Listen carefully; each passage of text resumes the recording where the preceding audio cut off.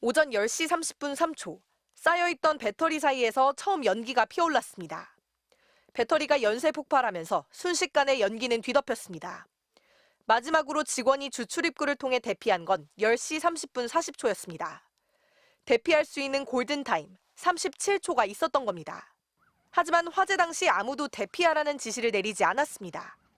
23명 사망자 중 20명은 비정규직입니다. 그 37초 동안에 여기에 누군가가 대피하라, 같이 따라 나와라. 그러면 상당수의 그런 희생자를 구하지 않았을까. 배터리가 폭발하면 즉시 대피해야 하지만 비정규직인 노동자들은 이런 안전교육을 전혀 받지 못한 것으로 조사됐습니다. 리튬 전지 제조 공정 중에 이 화재가 얼마나 위험한 건지에 대해서 인식을 전혀 못했습니다. 소방교육이나 안전교육 자체가 전혀 없었다.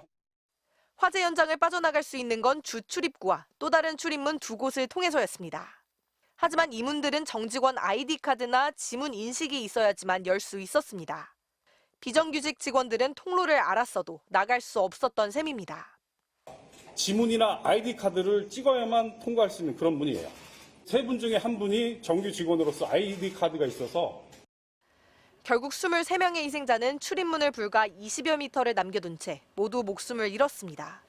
결국은 이 정규직이 아니기 때문에 이주 노동자이기 때문에 죽음을 맞이할 수밖에 없었던 그런 처참한 현실들 있잖아요.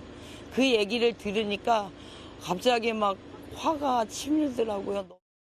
고용노동부는 박승관 아리셀 대표에 대해 중대재해처벌법 위반 혐의를 적용했고 박 대표를 포함한 아리셀 사건 관계자 4명에 대해 구속영장이 청구됐습니다. MBC 뉴스 이혜선입니다. 군대에서 사용하는 무전기입니다.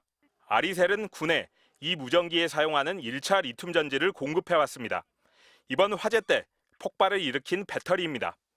아리셀은 지난 1월 방위사업청과 이 전지를 34억 원어치 납품하는 계약을 맺었습니다. 2월과 4월, 6월, 8월 4차례에 걸쳐 납품해야 하는데 4월 납품 전지에서 품질 미달 판정을 받았습니다. 4월분 물량을 다시 만들어야 하는 데다 약속한 6월분 물량 납기일까지 다가오자 아리셀은 생산 목표량을 갑자기 2배로 늘렸습니다.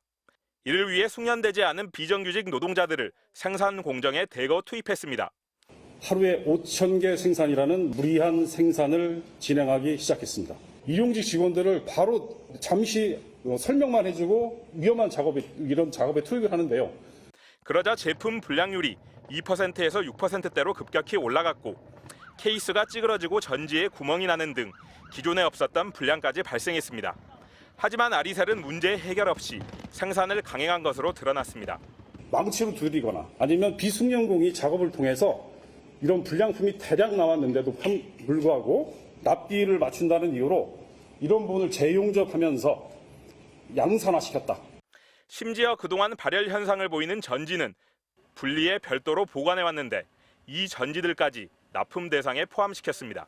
아리셀은 지난 2021년부터 군의 전지를 납품해왔는데 제품 검사를 통과하기 위해 시료를 조작했던 것도 드러났습니다. 국방기술품질원이 검사 대상으로 찍어 봉인해 놓은 전지들을 품질이 확인된 수검 대비 전지로 바꿔치기 한 겁니다.